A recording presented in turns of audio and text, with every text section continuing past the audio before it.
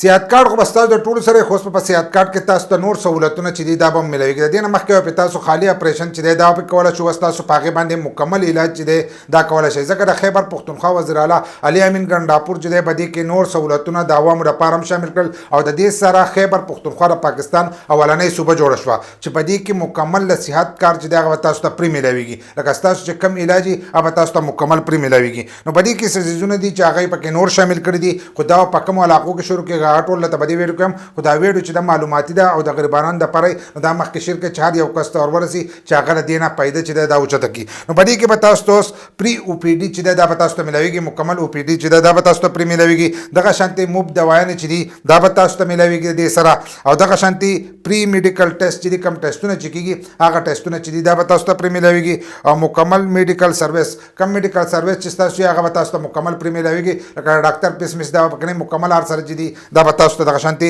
پری ملويږي. دغه شان دا چې د په اولنۍ مرحله کې چې دا په مردان کې چې د دې شروعات پکېږي. دغه شان د په دویمه مرحله کې چې په دې کې به چترال ملکن او کوهار چې دا پکې شاملېږي. نو دا یو ډېر د ترقۍ کار دی.